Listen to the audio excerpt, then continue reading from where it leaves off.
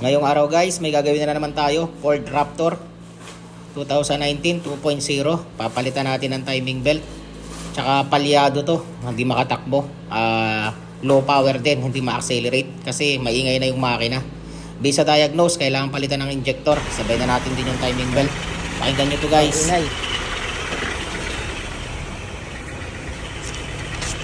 Lalo ito yung gagawin natin. Lumalagatak na yung makina, kaya hinatulan na natin. Timing belt. Based sa diagnose, kailangan palitan yung dalawang injector. At saka, kuha na natin din to. PMS na natin. Para sabay-sabay na. Inaprobahan. Company to eh.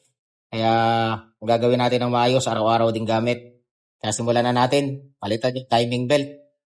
Medyo mahirap lang din magbunot ng puli. Kaya ito, ilinis natin ng maayos para mapalitan ng may belt. Kasama na sa mga papalitan natin dyan, yung timing cover. Kasi pag tinanggal natin, naglilik yung mga oil seal. Nagiging back job pa. Kaya ito, yung bagong timing cover, RTV gasket, work, baka naman, Saka puro work ang gamit natin dyan. Original timing belt from Thailand. Kaya masasabi natin, another 80,000 na naman yan. Kaya guaranteed yung ating mga pyesa na yan, mga idol. Tapos mapalitan natin ang timing belt. Ito, hinugot na natin yung injector. Pakahirap bunutin, kinalawang na ng husto. Napupuntahan kasi ng tubig yan, kaya kinakalawang, nasisilip niya. Kaya nagiging malfunction niya lang talaga. Tingnan nyo naman yung injector niya. Puro kalawang. Pakahirap bunutin. Kung wala tayong special tools, masisira lang. Pambunot natin. Bago na yung timing belt. Okay na rin yung sa oil pump. Yung ano na lang, boss. Yung ano na lang.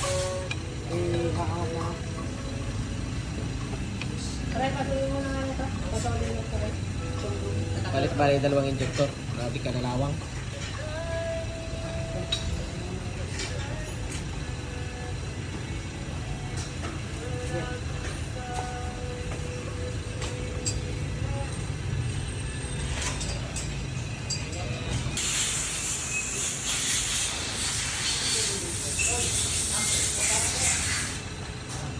Tataangat natin para makuha yung oil pan.